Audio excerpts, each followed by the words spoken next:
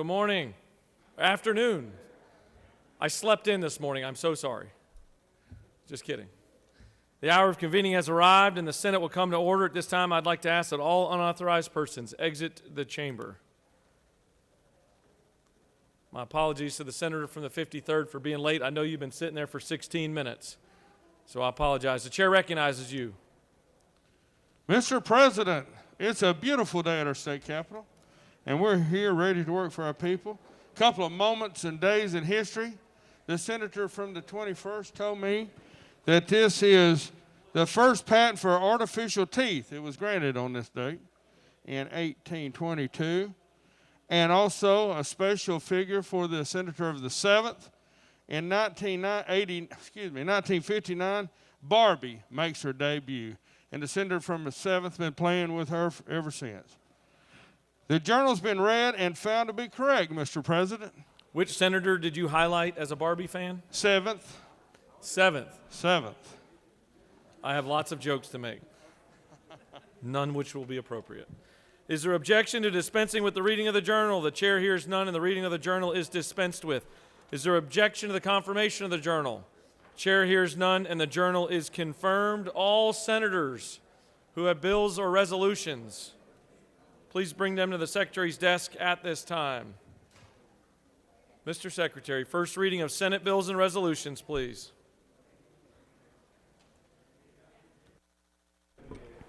Senate Bill 284 by Senator Sims of the 12th, a bill to be entitled an act to amend an act to create a board of elections and registration for Randolph County and to provide for its powers and duties, approved May 3rd, State and local government. Senate Bill 285 by Senator Jones of the 10th, a bill to be entitled an act to amend an act creating the Henry County Water Authority, approved March 28th, 1961. State and local government. Senate Bill 286 by Senator Jones of the 10th and others, a bill to be entitled an act to amend an act amending and restating an act known as State and local government. Senate Bill 287 by Senators Payne of the 54th and others, a bill to be entitled an act to amend an act providing a new charter for the city of Eaton. State and local government. Senate Resolution 203 by Senators Rahman of the 5th and others, a resolution creating the Senate Outdoor Learning Study Committee. Rules. Senate Resolution 204 by Senator Anna Vitarte of the 31st and others, a resolution urging the State Board of Education through the State School Superintendent. Education and youth. Senate Resolution 205 by Senator Thompson of the 14th and others, a resolution recognizing Dr. Austin Flint and dedicating... Transportation. This completes the order, Mr. President.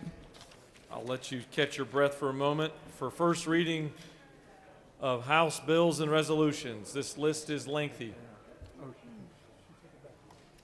House Bill 76 by Representatives Carson of the 46th and others, a bill to be entitled an act to amend Title 46 of the OCGA relating to public utilities and public transportation so as to modify the percentage. Regulated industries. House Bill 109 by Representatives Clark of the 147th and others, a bill to be entitled an act to provide greater protections for individuals who have suffered from childhood sexual abuse. Judiciary.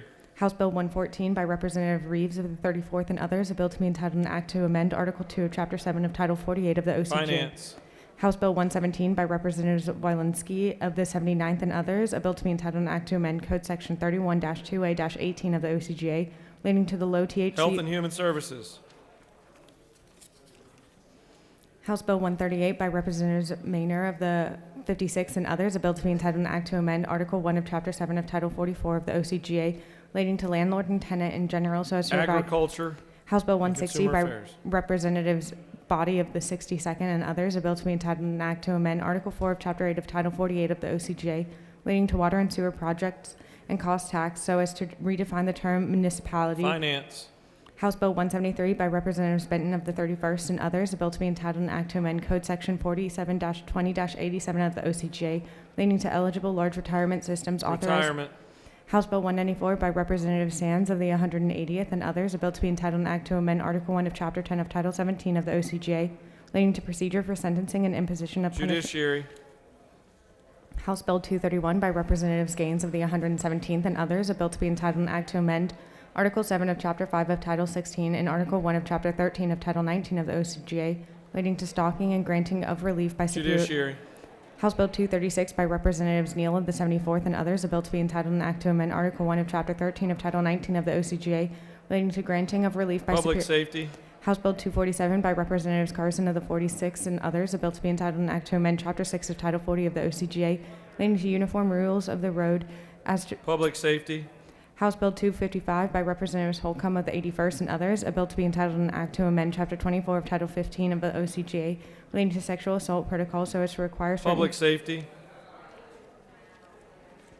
House Bill 258 by Representative Sands of the 180th and others, a bill to be entitled an act to amend Chapter 6 of Title 16 of the OCGA relating to sexual offenses so as to provide a response... Judiciary. House Bill 272 by Representatives Ballinger of the 23rd and others, a bill to be entitled an act to amend Chapter 11 of Title 15 of the OCGA relating to the Juvenile Code so as to change... Judiciary. House Bill 290 by Representative Setzler of the 35th and others, a bill to be entitled an act to amend Article 1 of Chapter 7 of Title 31 of the OCGA relating to regulation Health of... and Human Services. House Bill 291 by Representatives Dempsey of the 13th and others, a bill to be entitled an act to amend Code Section 20-3-411 of the OCGA relating to definitions regarding tuition equalization grants at Higher private... education. House Bill 317 by Representative Stevens of the 164th and others, a bill to be entitled an act to amend Article 3 of Chapter 13 of Title 48 of the OCGA relating to excise tax on rooms, lodging, and... Finance. House Bill 327 by Representatives Momtahan of the 17th and others, a bill to be entitled an act to prevent organized retail crime to amend Chapter 1 of Title 10 of the OCGA relating to selling and other trade practices so as to provide for definition... Judiciary.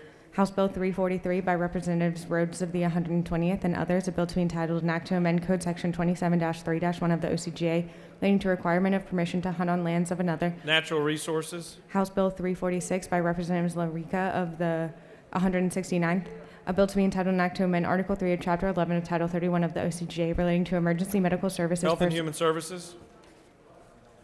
House Bill 383 by Representatives Carson of the 47th and others, a bill to be entitled an act to amend Part 1 of Article 3 of Chapter 5 of Title 50 of the OCGA relating to general authority, duties, and procedure relative to state... Government oversight. House Bill 411 by Representatives Gullett of the 19th and others, a bill to be entitled an act to amend Article 1 of Chapter 18 of Title 15 of the OCGA relating to general provisions regarding... Judiciary.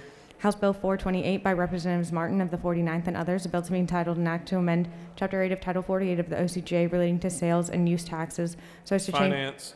House Bill 435 by Representatives Anderson of the 10th and others, a bill to be entitled an act to amend Article 2 of Chapter 91 of Title 36 of the OCGA relating to contracting and binding requirements... Government oversight. House Bill 454 by Representatives Newton of the 123rd and others, a bill to be entitled an act to amend Code Section 33-20C-2 of the OCGA relating to online provider directories so as to provide for a certain... Insurance and labor. House Bill 464 by Representative Scoggins of the 14th and others, a bill to be entitled an act to amend Title 29 of the OCGA relating to guardian and ward so as to provide for when a petition for the appointment of a... Judiciary. House Bill 465 by Representatives Gullett of the 19th and others, a bill to be entitled an act to amend Chapter 60 of Title 36 of the OCGA relating to general provisions applicable to counties and municipal corporations. Government oversight. House Bill 469 by Representative Stevens of the 164th and others, a bill to be entitled an act to amend Article 2, Chapter 7 of Title 48 of the OCGA relating to the imposition, rate, and computation and exemptions from state income taxes. Finance. House Bill 479 by Representatives Reeves of the 34th and others, a bill to be entitled an act to amend Title 17 of the OCGA relating to criminal procedure so as to revise certain arrest powers to provide for arrest by law enforcement. Judiciary.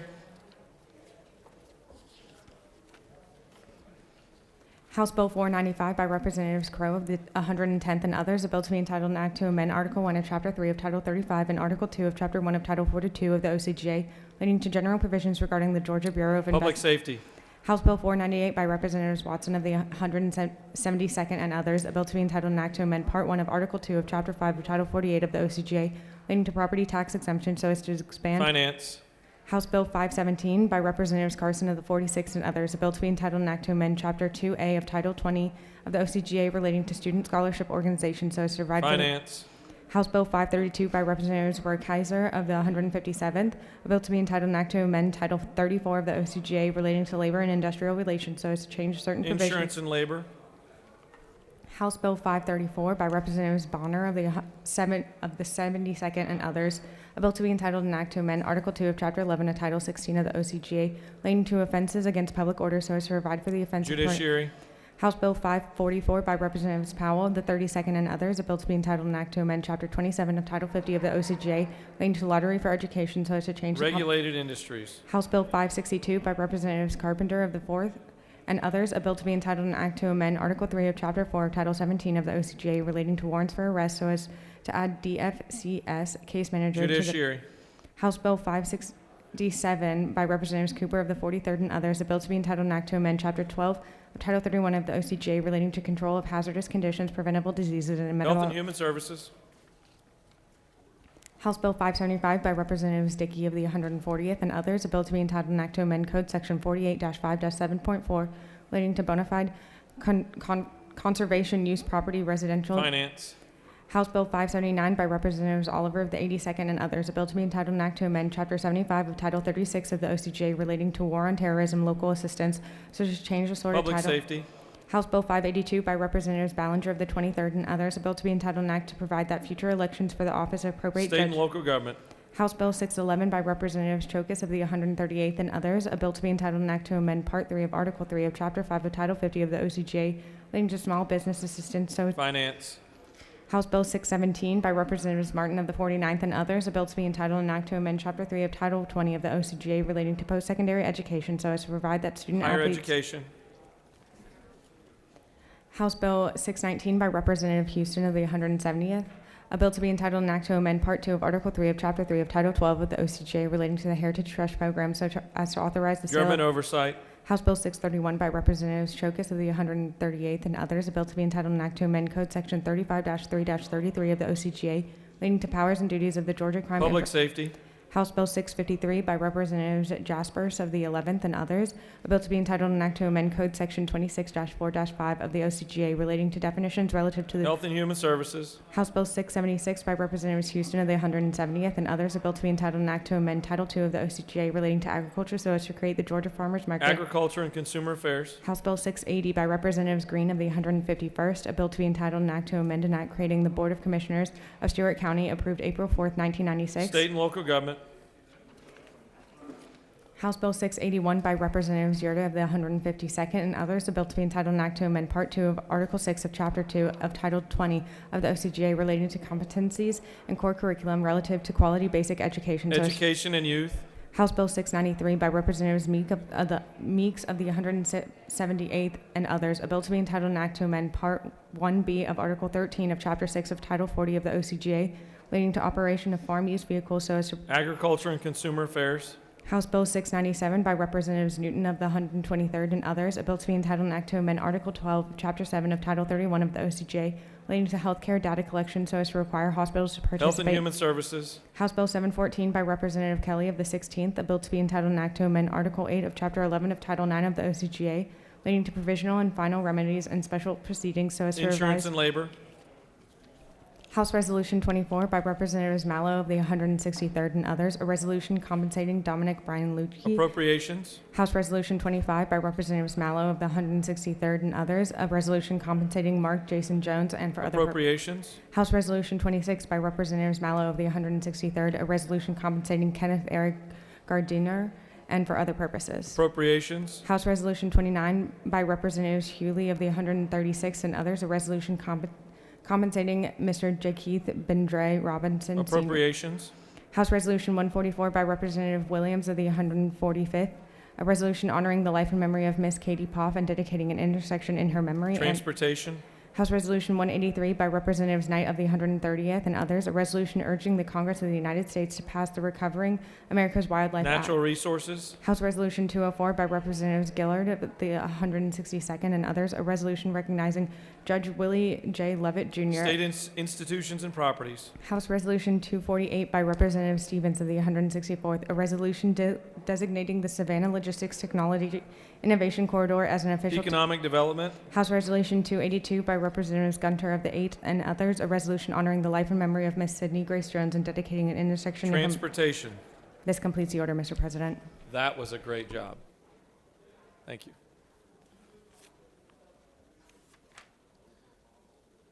Once you catch your breath, will you please read the reports of the standing committees?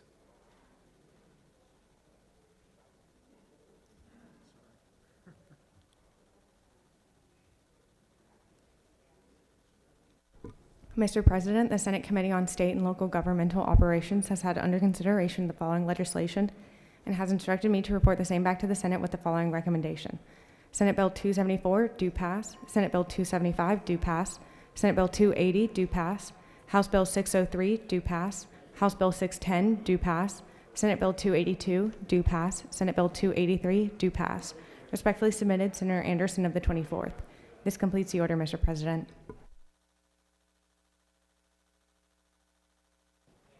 All right, it's now time for our afternoon roll call.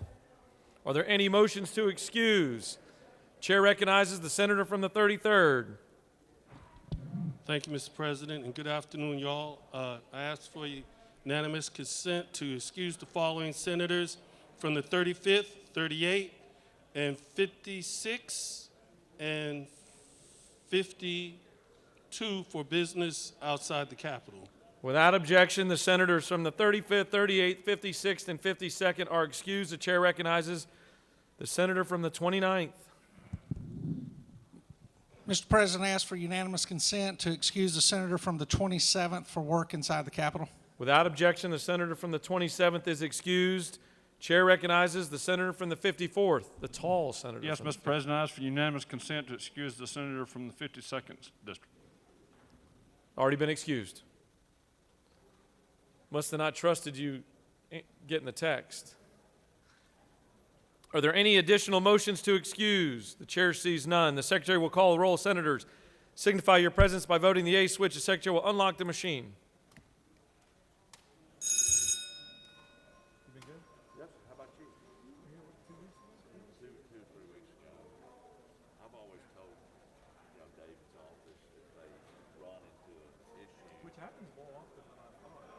Especially now with COVID. Yeah, I think that's it. But I told her, I said, look, Emily, the young lady that handles it, I told her, I said, look, I'm 30 minutes away. And I'm the senior pastor. I got the flexibility. You can write your own excuse. Right. But the other thing is, I say this not joking. You gotta be able to, you gotta be able to trust who you call in, right? Yeah.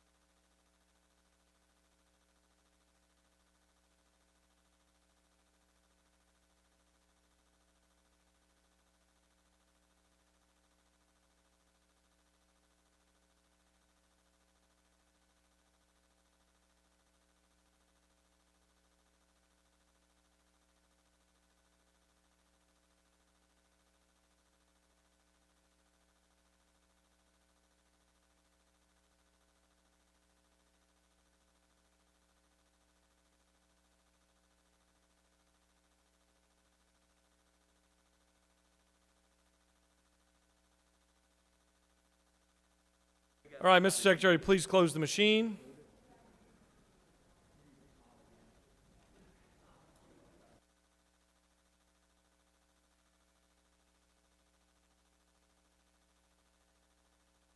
It's now time for a morning devotional, afternoon devotional. I keep messing that up. All senators, please take your seats, cease all audible conversations, and doorkeepers, please secure the chamber at this time. I'd like to recognize my good friend, the senator from the 28th, to lead us in our Pledge of Allegiance and to introduce our familiar chaplain of the day. Thank you, Mr. President. Please join me in the Pledge of Allegiance to our flag. I pledge allegiance to the flag of the United States of America and to the republic for which it stands, one nation, under God, indivisible, with liberty and justice for all. And now the Georgia flag. I pledge allegiance to the Georgia flag, to the principles for which it stands, wisdom, justice, and moderation. Colleagues, today gives me great joy to introduce our chaplain of the day, my good friend, Reverend Dr. George Dillard. The Reverend Doctor has been at Peachtree City Christian Church now for 27 years, and he's no stranger to this chamber. He's spoken here many times, been over to the house as chaplain of the day many times. been up to our United States House of Representatives, I believe 7 times, and even over on the U.S. Senate one time. And George and I go back to my first boss in politics was one of our former colleagues, well, y'all's former colleagues, Senator Mitch Seaball. They go to church together. But my relationship with George really grew when I worked for Congressman Lynn Westmoreland, and we had Congressman Westmoreland had George up to D.C. on several occasions, and I got to hang out with George up there and just get to know what a true man of God he is. And y'all have heard him preach before, and in fact, he's one of the few preachers who actually knows the Georgia Pledge. So he's certainly no stranger to this chamber. So with that, I give you the Reverend Dr. George Dillard. Thank you, Senator. That title, that bugs me. I'm living proof that anybody can get higher education.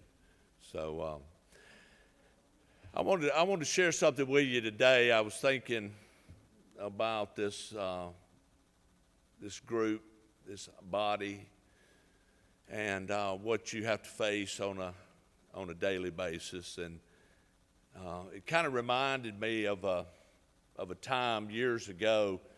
I was standing at the back door of the church, and it was 1991. I don't know how many of you are old enough to remember 1991, or if you were involved in church, but we were going through something, a little change in culture. We were pretty progressive at the church. We had a band, and we sang a lot of praise courses, and people started raising hands. And the church had asked me to take the ministry so the church would grow, and that just made me. This story just makes me think that people don't always want what they think they want. And man, this guy came flying out of church one Sunday, and he said to me, "I want you to stop those people from raising their hands." I said, "Well, that's good, but I'm not going to do that." He said, "Why not?" I said, "Well, 2 reasons. Number one, it's not my job." I said, "But number 2, and most importantly, the Word of God says, I encourage holy people everywhere to lift their hands in prayer." And I said, "A song is nothing but a prayer put to music." And this is the part that I really want you to pay attention to. He looked me dead in the eye and said, "I don't care what the Bible says, I don't like it." I said, "Well, there you go." See, here's the thing that I think you have to remember in your role, in your responsibility. People don't have to like the truth. People don't even have to agree with the truth. People really don't have to embrace the truth. But you should wrestle with the truth. You should embrace the truth. You should stand on the truth. Because here's the reality. Jesus said it. When you know the truth, it will set you free. And that's what we're supposed to be about, isn't it? Liberty, freedom, and justice. And it all stands on the truth. Would you join me in a word of prayer?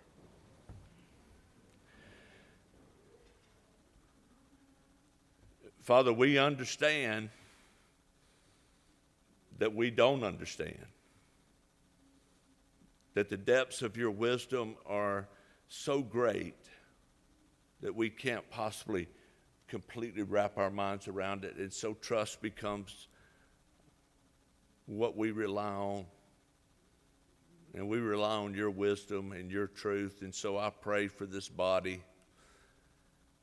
I pray that you would bless the men and women who make it up, those who work with them and help them to do their task. Give them wisdom, give them discernment, give them patience and compassion and gentleness, but above all, let them know the truth and let it set us free. And we ask these things in Jesus' name. Amen. Thank you, sir. I love this. That's awesome.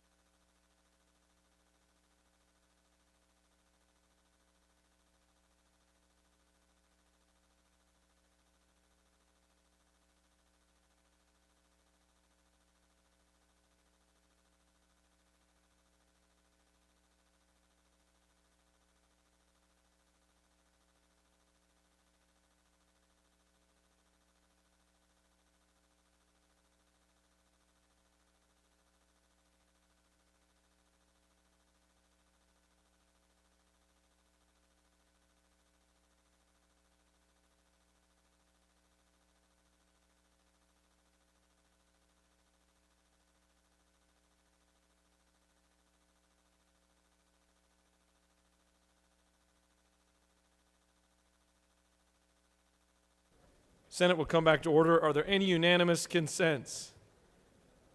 The chair sees none. The chair recognizes, let's move on to points of personal privilege. Does any senator wish to rise? Chair recognizes the senator from the 4th.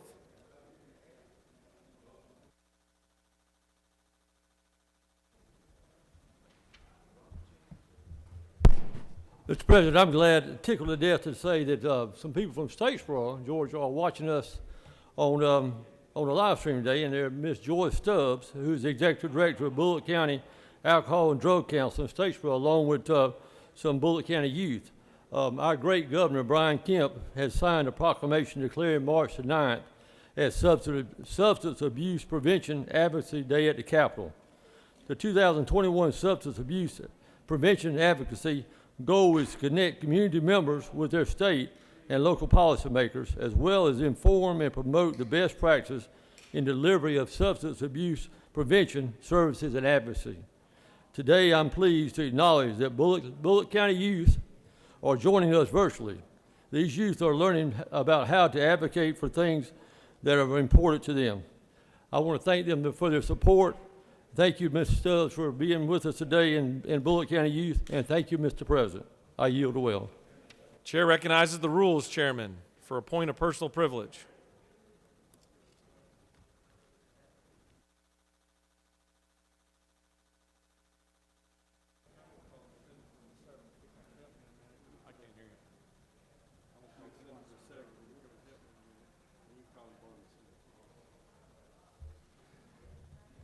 Thank you, Mr. President. Well, ladies and gentlemen, as you know, yesterday was crossovers, it was a long day. I think we were here to what, 7:30 or 7 something? I can't remember. And the House is nearly 11:30. So it's a long day. But if you're not aware, if your bill crosses over, you have to go eventually, hopefully, after it gets out of committee there, to the Rules Committee. Now, the Rules Chair, Representative Chairman Smith, has a form you got to fill out. And with all due respect to him, he has the right to do that, but it is a ridiculous form. Now, all I need is for you to come by and say, hey, this is important to me, I'd like to have it, and I'll strongly consider that. I want to help all my friends. And even in the House members for the same thing. But since he has such an elaborate, extreme form that the House Rules Committee Chair has, I thought I'd come up with my form for them to fill out. If the Senator 7th would help me. This is my form for them to fill out.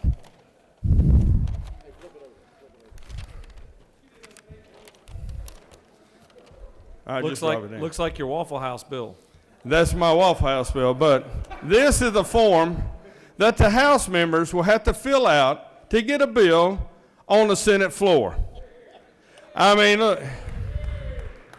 If the House Rules Committee Chair would be realistic and maybe have a paper to fill out, but he has all sorts of questions. So let me give you a couple of questions that I ask. What is your favorite color and how does it affect this bill? Or what's your zodiac sign and how does it affect this bill? Real important questions that they ask. I even have one about the willow tree and how does it affect your bill? So we'll see, but for the House member to have a bill on the Senate floor, this is the list that they'll have to fill out. So just tell all your friends over in the House, if the House Rules Committee Chair would reduce the size of his form to fill out, so will I. Mr. President, I yield the well. Thank you, Senator.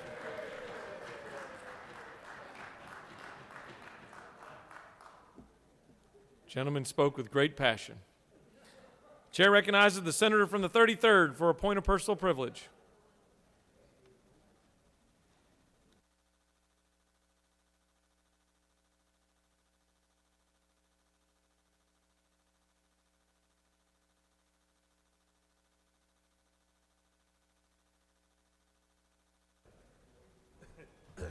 Thank you, Mr. President, my fellow senators, colleagues, friends, and y'all, including the senator from the 39th. I'm here today because it's Women History Month, so just to give you a little detail on women history about Frances E.W. Harper. She was a poet and orator. Called one of the most distinguished African-American women of the 18th century, poet and orator Frances Ellen Watkins Harper skillfully employed her literary genius to attack racial and gender inequality. Raised by her free aunt and uncle after being orphaned at the age of 3, Harper was afforded the rare opportunity to receive a well-rounded formal education. Extremely bright and gifted, Harper began writing poetry in her youth, and at the age of 21 published her first collection of poems, Forest Leaves. Harper moved to Wilberforce, Ohio in 1850, where she taught at Union Seminary. Harper found herself in exile from her home state of Maryland after the passage of fugitive slave laws, which allowed free blacks such as herself to be enslaved. This event sparked within Harper the ardent passion for the cause of abolition. Harper made literary history in 1859 when she published 2 offers, the first short story to be published by an African-American woman. On the lecture circuit, Harper gave impassioned speeches on the ills of racial and gender oppression, which won thousands over to their cause.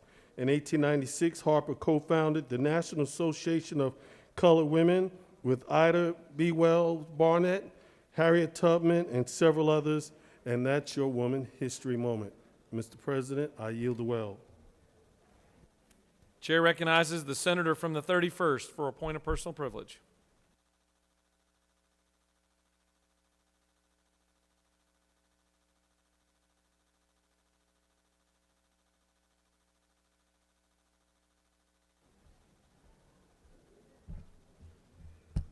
Good afternoon, Senators. I just wanted to come before you with a heavy heart and just wanted to share the sad news of the passing of Sergeant Barry Henderson from the Polk County Sheriff's Department, who passed away last night. If you remember, a few weeks ago, I came and asked for you to pray over this gentleman, this community leader, this leader in law enforcement that so many of us respect in West Georgia, who is having complications with COVID. But I just ask that you pray for his family, you think about him and the community and law enforcement, his wife, and everybody who has worked with this man, respected this man, and this man who has served so many thousands of people in our community in the days to come. Thank you, Mr. President. Senators ask for us to rise and offer a moment of silence.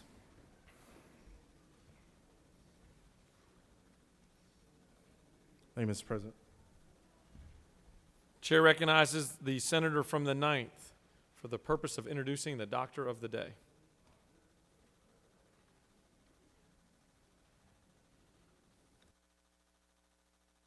I assume that's what you were doing. Yes, you're correct. Thank you, Mr. President.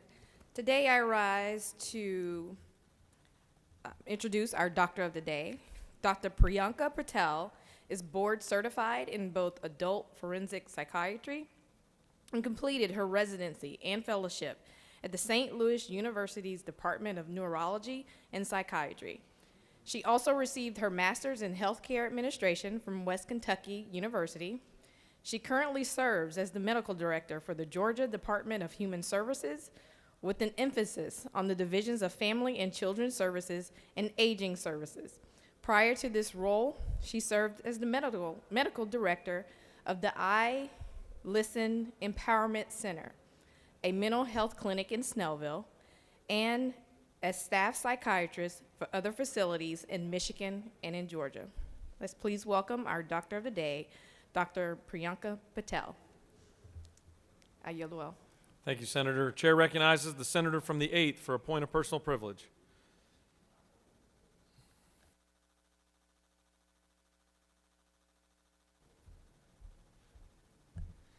Thank you, Mr. President. I know that today is not International Women's Day, but in the interest of time and everyone else's time, I did not do this point of privilege yesterday.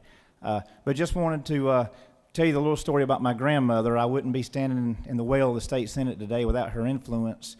She was widowed in 1959 at the age of 36 with 4 children to raise, and she kept the farm going by herself. And when we talk about strong women, strong women don't bother me because I've grown up with strong women all my life. She was the first woman to be on the board of the Farmers Home Administration. And to all of the strong women out there, just want you to know how much we appreciate you and what you all mean to the families and to our communities. So anyway, thank you. Chair recognizes the senator from the 10th for a point of personal privilege. Senator from the 18th, will you check on the rules, Chairman? He seems to be choking on something over there.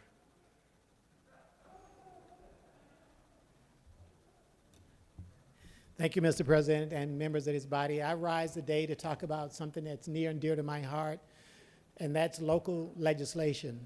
First, let me thank the senator from the 17th. Yesterday, we had a bill signing for Senate Bill 22. That was a local legislation that dealt with Henry County. But I also want to reflect on some of the other occasions where we've had local legislation that has been signed by everyone related to that particular city or county, and for some reason it just hasn't passed. I remember as chair of the DeKalb County delegation, the former senator from the 40th, Senator Fran Miller, would always say out of the 7 members from DeKalb County, he really had the deciding vote over the local bills that we passed. And if we knew in the delegation, those of us on the Democratic side, that if we had to get something passed, we had to go and negotiate with Senator Miller. I would hope that same standard applies today. I say that because I have another local bill that I've been asking the senator from the 24th about daily that deals with the city of Stonecrest. Senate Bill 21 has been held up now for the last 2 years. Last year, we know we had COVID and the session was cut short. I reintroduced the bill again this year, and I reintroduced this bill at the urging of the city council. The supermajority has signed a resolution asking us to move forward. When this city was created over in the southeastern part of DeKalb 4 years ago, it was some mistakes made in the charter dealing with that hybrid form of government, and their meetings have become, unfortunately, dysfunctional. And the legislation 21 creates that strong city council, wheat mayor form of government, which would allow the city council to effectively manage the city. The senator from the 43rd, our GLBC chair, signed the legislation that represents part of Stonecrest. Our minority leader, the senator from the 55th, represents a part of Stonecrest that represents this city, and the 3 of us are respectfully requesting that Senate Bill 21 moves because there are some issues internally in this city that, unfortunately, without changes to their charter, they won't be able to deal with, and I certainly pray that those forces outside of the city council won't have to deal with them. And with that, Mr. President, I'll yield the well. For what purpose does the senator from the 41st rise? Mr. President, I rise to ask unanimous consent to be excused for business inside of the Capitol. Yourself? Yes. Chair, without objection, the senator from the 41st is excused.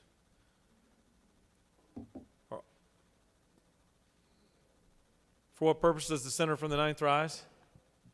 I ask for unanimous consent to be excused for business inside the Capitol. Without objection, the senator from the 9th is excused.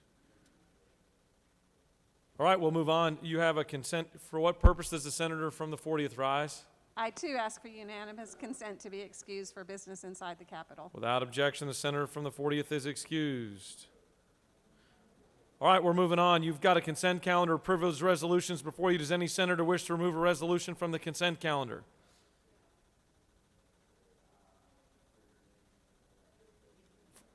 What purpose does the senator from the 42nd wish to be recognized? Parliamentary inquiry. State your inquiry. Is it permitted for me to ask to remove 2 bills from the local consent calendar to be voted on separately? This is not the local consent calendar. Oh, sorry, I thought This that's is what the we were on. consent calendar of privileged resolutions, if that clarifies anything for you. You have a consent calendar of privileged resolutions before you. Does any senator wish to remove a resolution from the consent calendar?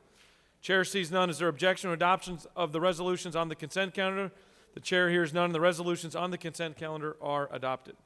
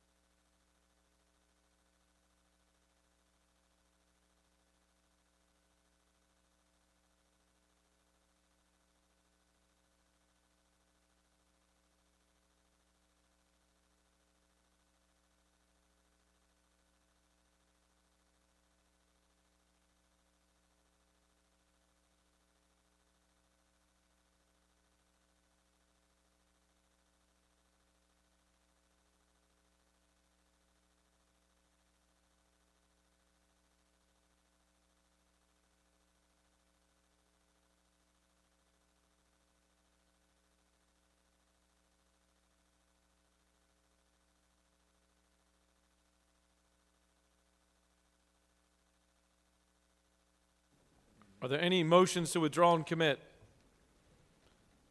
The chair sees none. You have a consent calendar of local bills before you. Mr. Secretary, are there any objections filed to any bills on the local consent calendar? Mr. President, there are no objections filed. Is there objection agreeing to the report of the... For what purpose does the minority leader rise? Point of order. State your point of order. Senate Bill 282 and Senate Bill 283 are firing their Board of Elections and Registrations, and I'm just wondering if we can get an explanation on those two.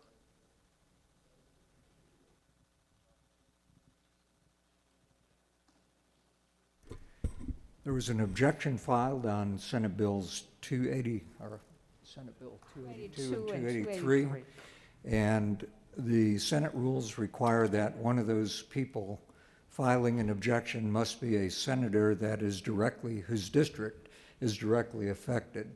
Since no senator whose district was directly affected signed the objection, it's not an appropriate objection.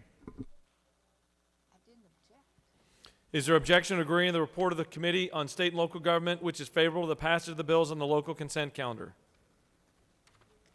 Chair hears none, and the report of the committee is agreed to. The questions on the passage of the bills on the local consent calendar. All those in favor will vote yea, opposed nay. Secretary will unlock the machine.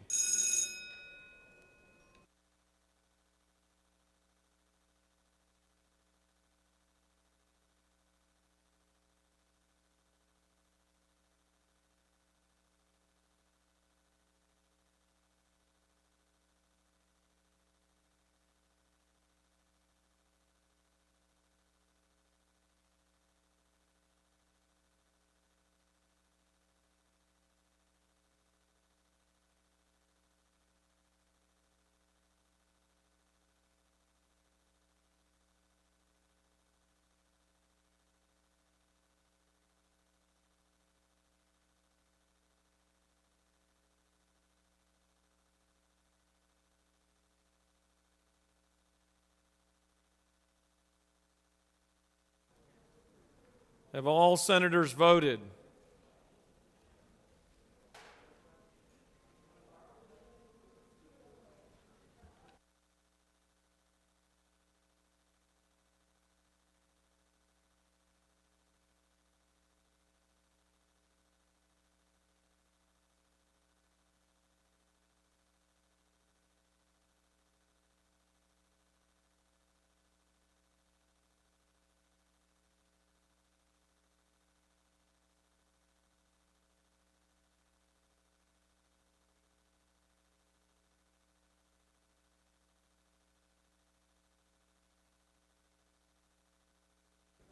Have all senators voted? Have all senators voted? Hallway clear? Hallways clear?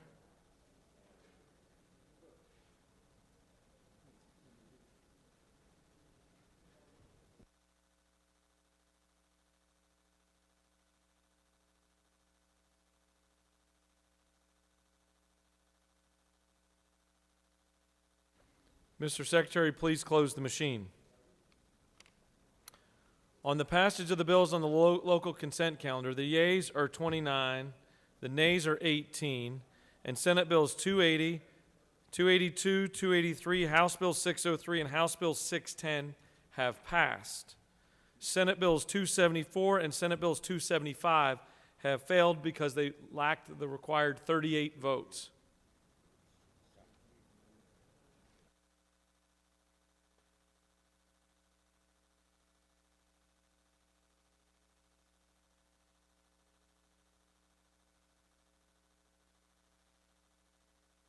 What purpose does the senator from the 19th rise? Mr. President, I ask that the Senate move to reconsider Senate Bill 274 and Senate Bill 275. Are you serving notice or Serving notice, yes, sir. serving notice for the next legislative day? The senator from the 19th has served notice that he's asked for reconsideration on the next legislative day for Senate Bills 274 and 275. The senator has that right.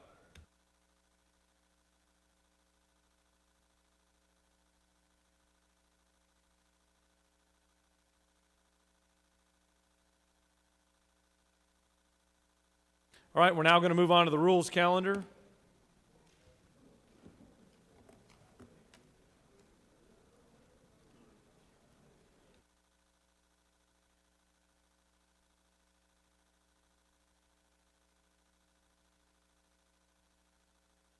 Mr. Secretary, can you please read the caption of House Bill 90? We are on the rules calendar.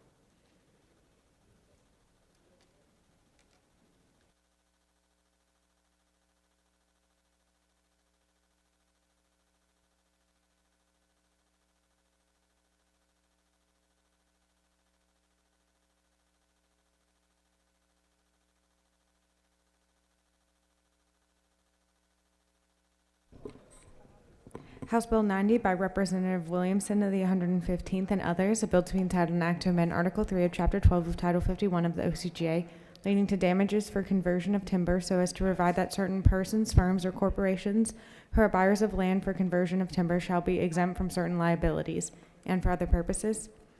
The Committee of the Senate on Banking and Financial Institutions recommends that this bill do pass. Respectfully submitted, Senator Brass of the 28th.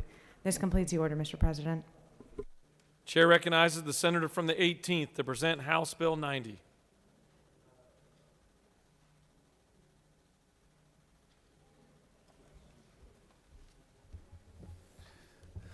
Good afternoon, colleagues. Thank you, Mr. President, and happy day after crossover to all my colleagues.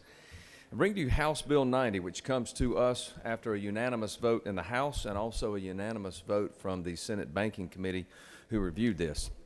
You know, the Georgia forestry industry is a very significant part of our economy and a significant part of our agricultural output. In fact, Georgia is #1 in forestry for all the states in our country, and it's also forestry is our #1 export.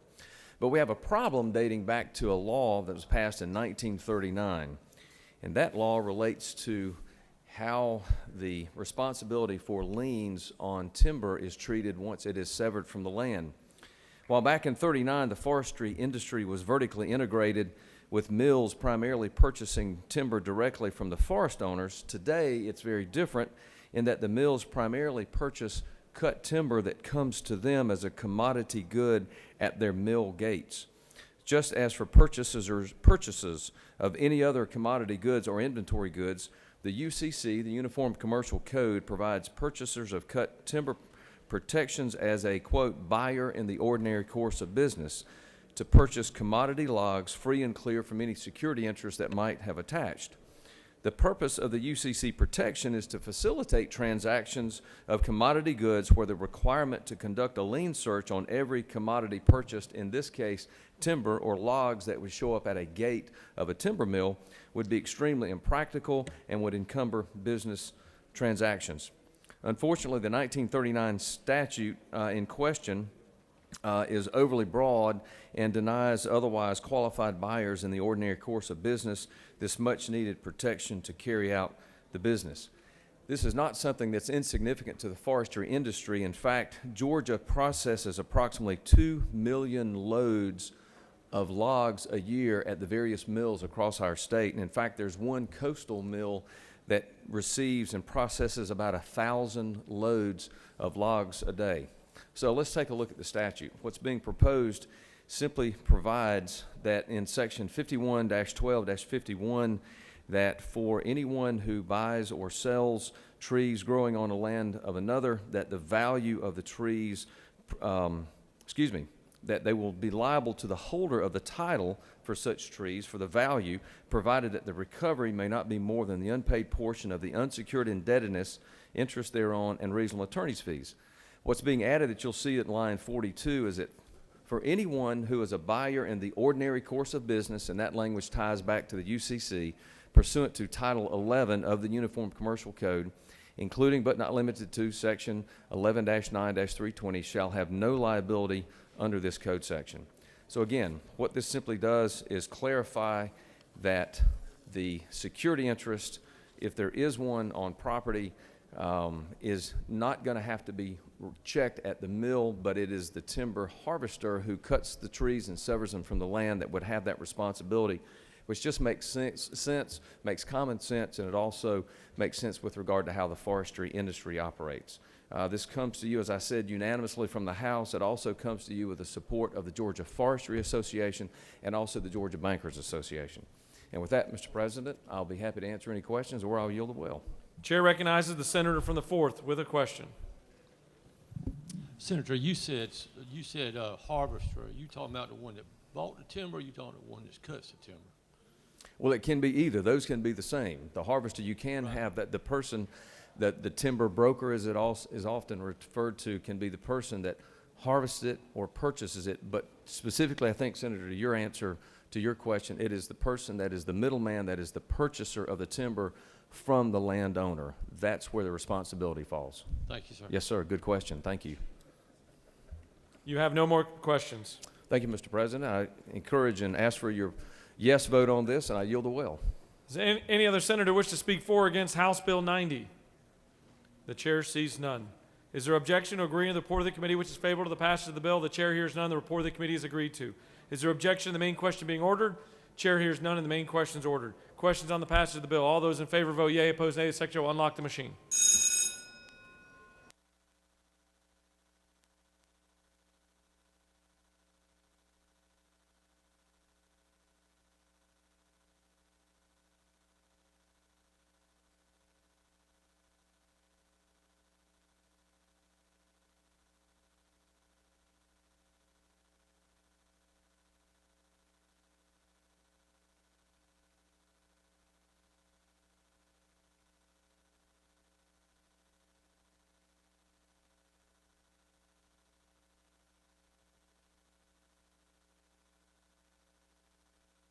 Have all senators voted?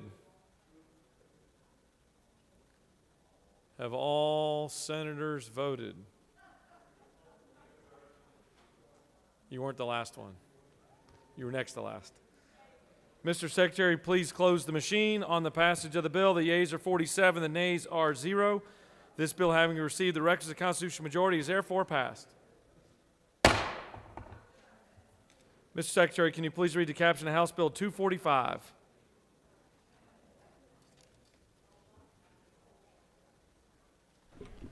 House Bill 245 by Representative LaHuda, the 175th, and others, a bill to be entitled an act to amend Chapter 35 of Title 43 of the OCGA, leading to podiatry practice so as to amend a provision relating to fingerprint and criminal background checks and for other purposes. The Senate Committee on Health and Human Services recommends that this bill do pass by substitute. Respectfully submitted, Senator Watson of the 1st. Thank you.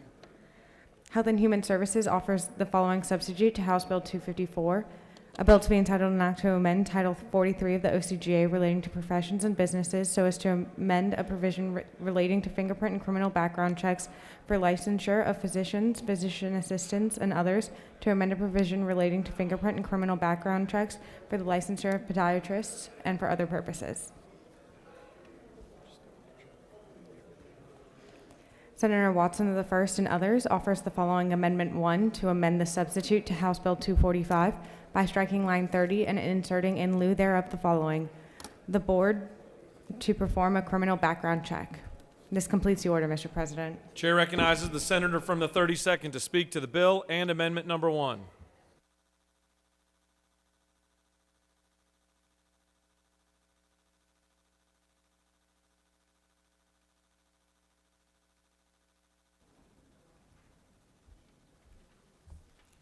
Thank you, Mr. President.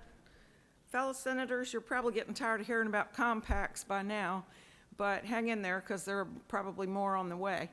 This one has to do with two different compacts. One is the Interstate Medical Licensure Compact, which we tried to fix a couple weeks ago, but it didn't quite make it across the hall. So that's being addressed in this bill by just striking or its representative, the board or its representative, which is what the FBI wanted with regards to the fingerprint background checks. And then there's the second part of the bill that deals with the podiatry board. Again, they were requested to change the word renewal to reinstatement as regards their license. So it seems like a very nitpicky thing, but it's very important that we get the FBI happy on this language so that our compacts can operate the way they're supposed to. I'd be happy to answer any questions or yield the will. Chair recognizes the senator from the 28th for a question. Thank you, Mr. President. Senator, do you yield? Yes. Senator, you keep bringing all these bills about compacts and compactness, and me and the senator from the 7th are starting to get a little offended. Could you comment on that? Well, I hope that you don't take any offense to any of these bills. Certainly no harm is intended. Fair enough. Chair recognizes the distinguished rules chairman, who looks well rested. Thank you, Mr. President. Senator Yield. Absolutely, for the Thank- distinguished rules chair. I'm just one of your colleagues and glad to be here with you today. What did this affect? You said some compact. What was the name of that compact? The podiatry compact? What? Podiatry. That's feet. Podiatry. What does that deal with? That deals with feet. Feet. Well, some people would call this a bill that maybe has a toad hole in other issues. Is that right? I'm sure that that's coming from your soul, Mr. Chair. Good one. No more questions for you. But with that, I'm going to put a nail in the coffin and yield the well. Thank you very much. The senator has yielded the well.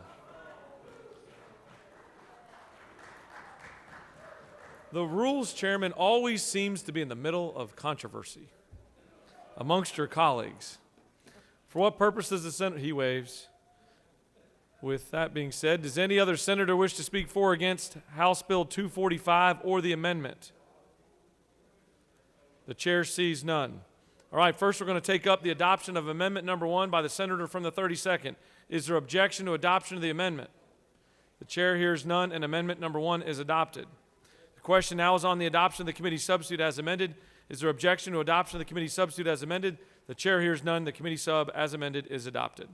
Is there objection to agreeing to the report of the committee which is favorable to the passage of the bill? The chair hears none. The report of the committee is agreed to.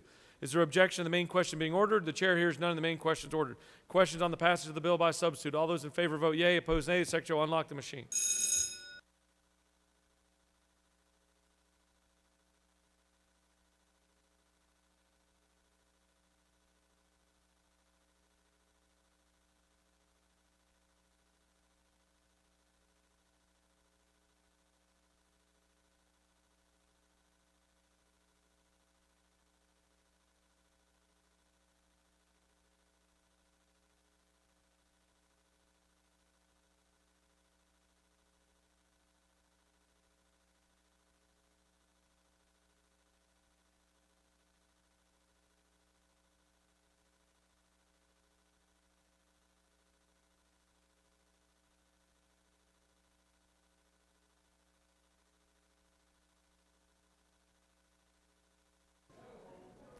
Have all senators voted?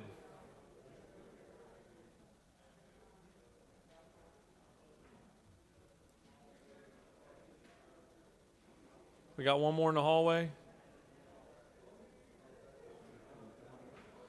For what purpose does the senator from the 20th rise? Parliamentary inquiry. State your Mr. inquiry. President.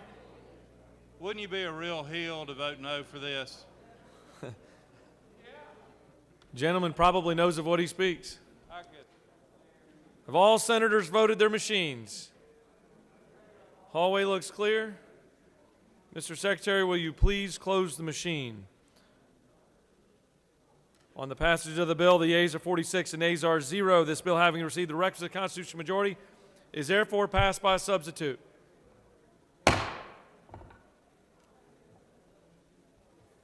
Mr. Secretary, can you please read the caption of House Bill 367?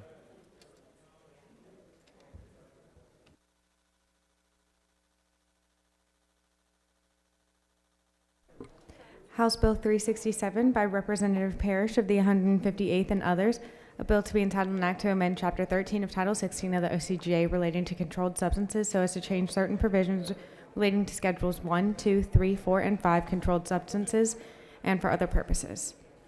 The Committee of the Senate on Public Safety recommends that this bill do pass. Respectfully submitted, Senator Albers of the 56th. This completes the order, Mr. President. Chair recognizes the senator from the 11th to present House Bill 367.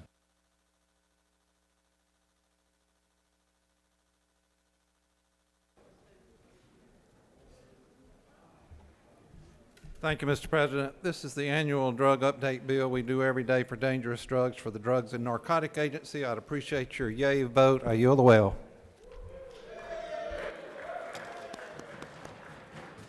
That is a true veteran. Any other senator wish to speak for or against House Bill 367? The chair sees none. Is there objection to agreeing to the report of the committee which is favorable to the passage of the bill? The chair hears none. The report of the committee is agreed to. Is there objection to the main question being ordered? The chair hears none. The main question is ordered. Questions on the passage of the bill. All those in favor vote yea. Opposed nay. The secretary will unlock the machine.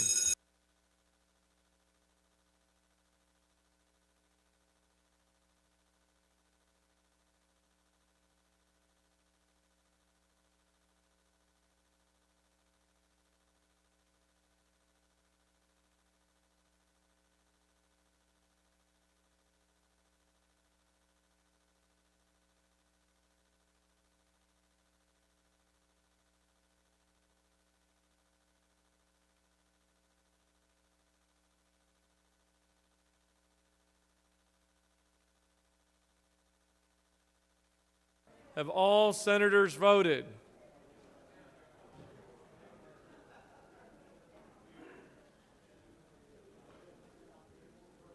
Mr. Secretary, please close the machine.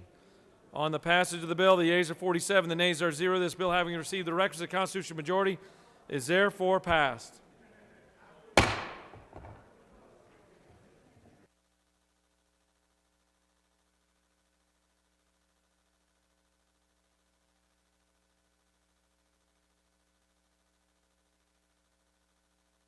Mr. Secretary, can you please read a resolution?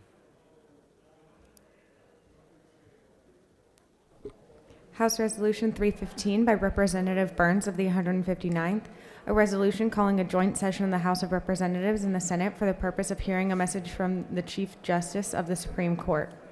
Be it resolved by the General Assembly that the Honorable Chief Justice of the Supreme Court is hereby invited to address a joint session of the House of Representatives and the Senate at 11 a.m. Tuesday, March 16, 2021, in the Hall of the House of Representatives. This completes the order, Mr. President. Is there objection to the adoption of the resolution for a joint session for the purpose of hearing from the Chief Justice of our Supreme Court? The chair hears none, and the resolution is adopted. I've written it in here if you'd rather use that, but that's the miscase. Thank you. Chair recognizes the majority leader for a motion. Mr. President, I move that the Senate stand adjourned until 10 o'clock on Wednesday, 10 March 2021. Mr. Secretary, please read your announcements.